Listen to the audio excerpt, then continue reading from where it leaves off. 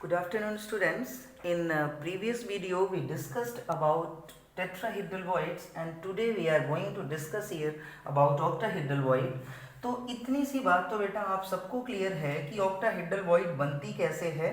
जब हम first layer hexagonal close packing में 2D स्ट्रक्चर बनाते हैं और 3D बनाने के लिए हमें उसके ऊपर एटम अरेंज करने होते हैं, तो हम इन दो वॉइड्स में से किसी एक वॉइड को ही फुली फिल कर पाते हैं। जो वॉइड बचती है बेटा उसको हम थर्ड लेयर में फिल कर सकते हैं। तो थर्ड लेयर में बेटा जब आपने यहाँ पे इस वॉइड को फिल किया तो देखो इस स्ट्रक्चर का मैं एक और सॉल्ट एंड स्ट्रक्चर यहाँ बना रहा हूँ। आपको कुछ ऐसा स्ट्रक्चर मिलेगा, मतलब जैसे ये वाले जो वॉइड्स जो डार्कन है बेटा, जो एटम्स आपको यहाँ डार्कन दिखाई दे रहे हैं वो बता रहे हैं फर्स्ट लेयर को, और उसके बाद बेटा जो मैंने यहाँ पर डॉटेड लाइन से एटम्स बना रखे हैं ये बता रहे हैं सेकंड लेयर को। ये डॉटेड लाइन से जो एटम्स आप यहाँ पर देख रहे हो ये सेकंड लेयर को बता रहे हैं। अब इनके बीच में बेटा जो यहाँ पे गैप बन गया that is known as octahedral void. तो आप देख रहे हो कि एक ऑक्टाहेड्रल वॉइड को बनाने के लिए जरूरी है कि हमारे पास 6 एटम्स होने चाहिए दो लेयर में, और वो जो है हेक्सागोनल पैकिंग में अरेंज होने चाहिए। डन। तो इसीलिए बेटा हम ये मानते हैं कि एक ऑक्टाहेड्रल वॉइड की का जो कोऑर्डिनेशन नंबर होगा वो 6 होगा। मिनिमम 6 नेबरिंग एटम्स जब आपस में अटैच होते हैं तो ऑक्टाहेड्रल वॉइड बनती है।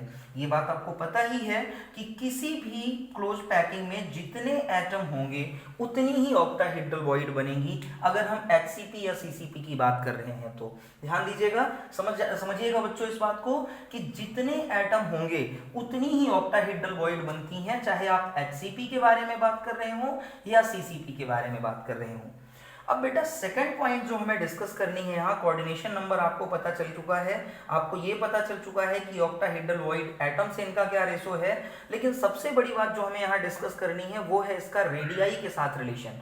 मतलब कि ऑक्टाहेड्रल वॉइड को बनाने वाले अगर एटम की रेडियाई कैपिटल R हो और वॉइड की रेडियाई स्मॉल r हो तो इस कैपिटल R के साथ इसका क्या रिलेशन होगा, ये हमारा अगला टॉपिक है।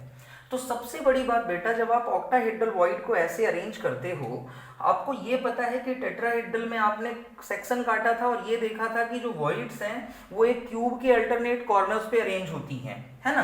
पर यहाँ अगर आप इसका सेक्शन काटो बेटा, यहाँ से मैंने ये इसका सेक्शन निकाला, तो आपको क्या पता चलेगा कि फर्स्ट लेयर की जो बॉटम वाली ये वाली वॉइड है फर्स्ट लेयर की, और जो सेकंड लेयर फर्स्ट लेयर का जो एटम है और जो सेकंड लेयर का एटम है वो एक क्यूब के फेस डायगोनल बना रहे होंगे।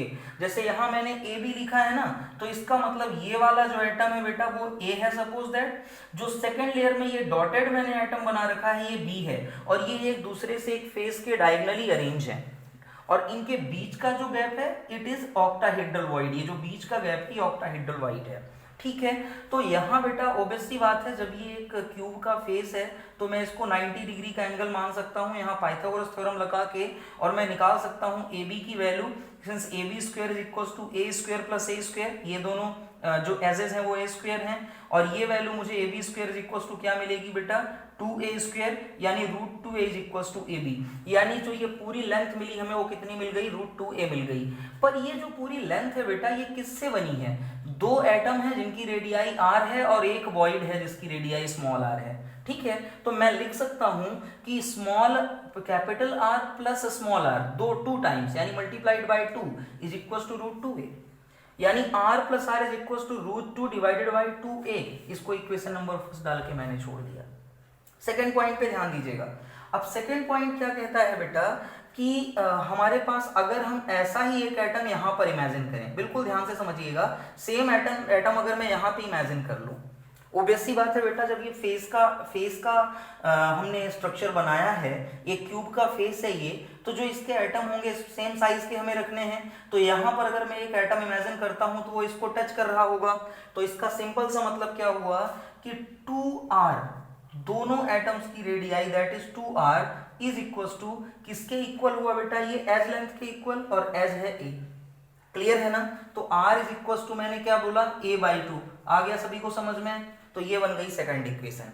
अब फर्स्ट और सेकंड दोनों इक्वेशन को मैं कंपेयर कर देता हूं, तो मैं क्या लिखूंगा कंपेयर करके कि capital R plus small r divided by capital R is equal to √2 divided by 2a multiplied by ये हो जाएगा 2/a, ए कैंसिल किया, 2 कैंसिल किया, आंसर आया √2।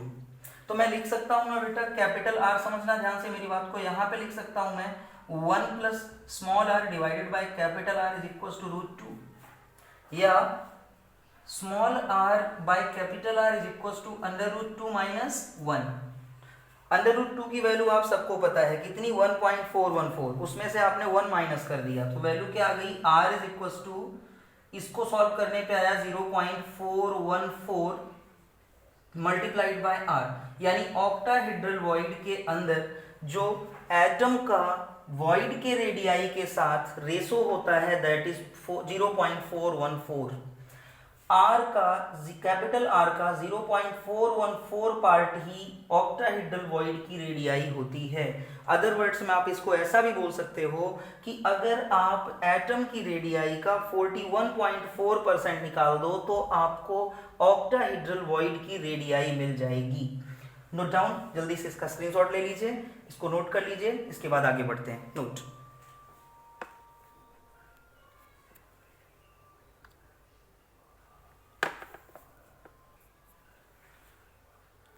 okay fine beta, so now we will do some question based on octahedral tetrahedral void and some basic information also we have to know।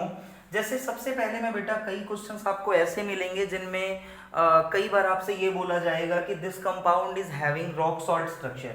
अब जैसे एक बहुत सिंपल सा क्वेश्चन मैं आपसे डिस्कस करता हूँ कि आई हैव अ सॉलिड या you have a solid which is formed by A and B atoms, A और B एटम उसको बना रहे हैं। Fine, it is having rock salt like structure where A goes to the corner। अब A जो है कहाँ जा रहा है, कॉर्नर पे जा रहा है। ये बोला क्वेश्चन ने कि it is having rock salt structure where A is going to the corner। ठीक है, if all the atoms from one axis of the face, if all the atoms from one axis of the face are removed, then what is the formula now। आपसे formula पूछ लिया, दोबारा question समझिएगा। ये बोला कि A और B नाम के दो एटम से एक कंपाउंड बन रहा है, एक सॉलिड बन रहा है। उस सॉलिड में A जो है बेटा वो कॉर्नर पे जा रहा है, और जब ये स्ट्रक्चर कंप्लीट हुआ तो मैंने एक एक्सिस के फेस से सारे आइटम को रिमूव कर दिया। तो नया फॉर्मूला क्या बनेगा, तो पहले बेटा रॉक सॉल्ट स्ट्रक्चर को आप समझ लीजिए। रॉक सॉल्ट स्ट्रक्चर मतलब NaCl टाइप स्ट्रक्चर। तो NaCl टाइप स्ट्रक्चर क्या होता है बेटा कि ये इसका जो स्पेशियल ज्योमेट्री है वो तो एक क्यूब ही होगी। रॉक सॉल्ट स्ट्रक्चर कभी भी है तो आपको सीधा समझना है कि it will be a cube.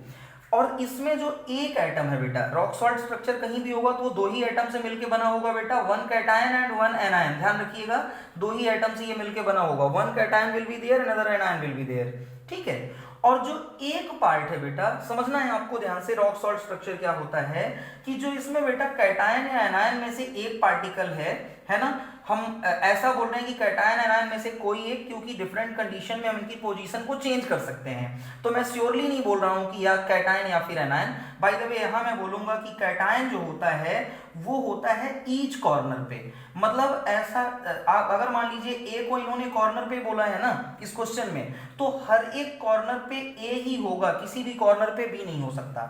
Second thing, corner के अलावा बेटा अगला पार्ट जो है वो कहाँ होगा, इसका ए का ही कॉर्नर पे तो होगा ही होगा।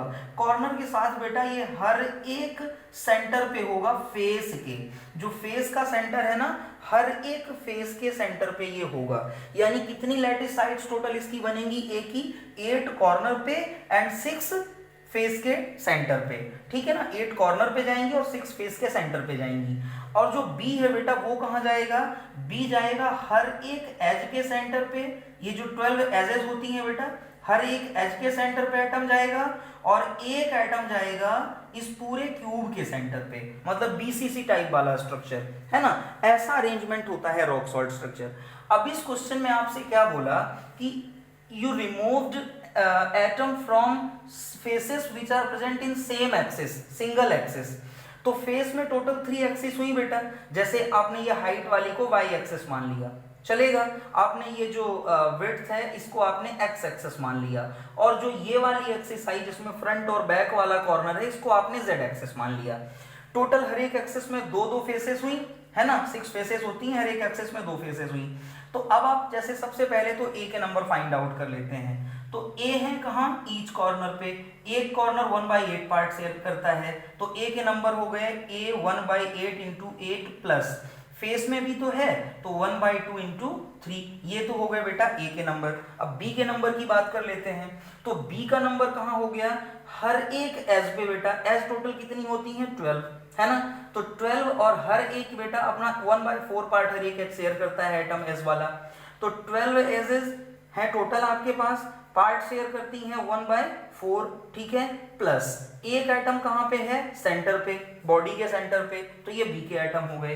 बी के एटम टोटल कितने हो गए बेटा, in real rock salt structure के अकॉर्डिंग 4 3 12 प्लस 1 यानी 4, तो बी हो गए 4, ऐसे ही करके बेटा ए भी कितने हो गए, सॉरी यहाँ 6 आएगा, बी भी कितने हो गए बेटा, ए भी कितने हो गए 4, तो रियल स्ट्रक्चर तो रॉक सॉल्ट के अकॉर्डिंग हमें ये मिलना चाहिए था, दोनों के नंबर 4 4 होने चाहिए थे, है ना। पर अब हमें इस क्वेश्चन में क्या बोला कि आपने फेस से सारे एटम हटा दिए, कौन से फेस से, केवल एक एक्सिस के फेस से, चाहे आप कोई भी सेलेक्ट कर लीजिए, मैं एक्स सेलेक्ट कर लेता हूं, तो x से एटम हटा यानी ये वाला भी एटम हट गया और ये वाला भी एटम हट गया, ये दो एटम बेटा यहां से रिमूव हो गए, तो अगर दो एटम रिमूव हो गए तो अभी जो a का नंबर है समझना, वो a का नंबर 1/8 इंटू 8 तो रहा, लेकिन यहां पर बेटा 6 फेसेस नहीं केवल 4 फेस रह गई, चलेगा ना, तो 4 का मतलब कितना हो गया, इसकी वैल्यू 2 आ गई, तो a के नंबर कितने हो गए 3 और b के नंबर कितने हो गए 4, यानी इस क्वेश्चन का आंसर हो गया A3B4।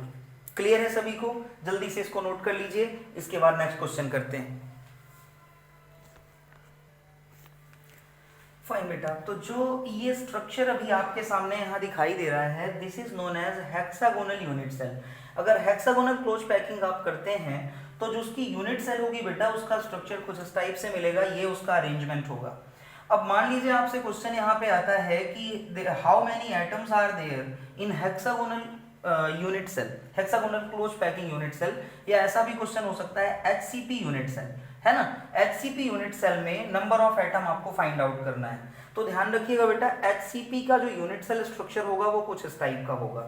यहाँ पर बेटा जो ये ए लेयर है और ये जो टॉप लेयर है, इन दोनों को आप ए बोलोगे, बॉटम लेयर टॉप लेयर दोनों लेयर ए हैं, सबको याद है कि HCP में AB टाइप स्ट्रक्चर होता है। जो मैंने बेटा यहाँ 3 एटम्स ड्रॉ कर रखे हैं, these atoms stand for the layer B, ये सेकेंड लेयर बोली जाएगी, है ना।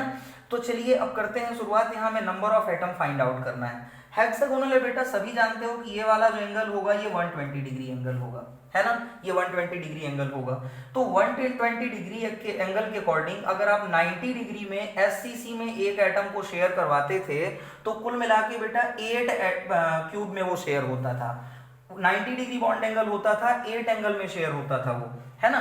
तो अभी यहाँ पे बॉन्ड एंगल 120 हो गया, तो 120 का मतलब ये केवल 6 में शेयर हो सकता है। कैसे, मैं आपको बताता हूँ, देखो नेक्स्ट हेक्सागोनल जो बनेगा उसका शेप कुछ यूं जाएगा, यहाँ से एटम आएगा लाइक दिस, तो इसकी शेयरिंग बेटा यहाँ भी हो गई, थर्ड इधर भी हो गई, तो 3 तो बेटा इसके प्लेन में हो गए, और 3 बेटा इसके जो लोअर और अपर प्लेन है ना, उनसे इसकी शेयरिंग हुई, तो 6 स्ट्रक्चर 6 यूनिट सेल्स ऐसी होती हैं जिनमें ये एटम शेयर कर रहा होता है।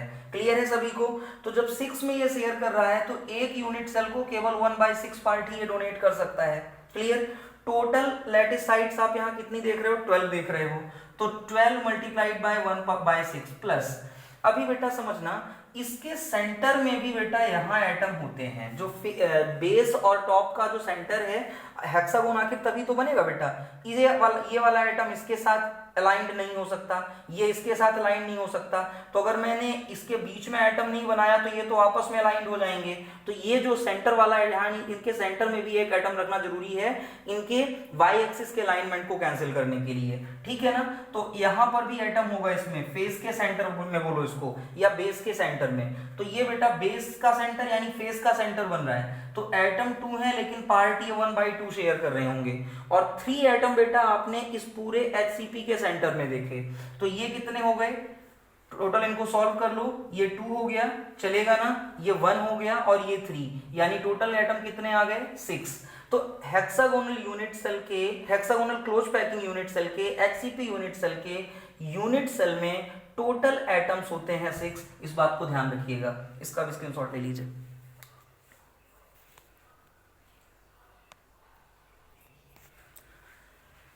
फाइन, नेक्स्ट क्वेश्चन बेटा बन सकता है इसमें कि पूछा गया आपसे सपोज दैट कि how much part of this hexagonal close packing unit cell is vacant, इसका कितना पार्ट वैकेंट होता है। तो आपको ये पता है HCP की जो पैकिंग एफिशिएंसी होती है वो 74% होती है, मतलब 26% पार्ट इसका हमेशा वैकेंट होगा। अब ये कैसे होगा, इसके लिए we will discuss it in a fresh video.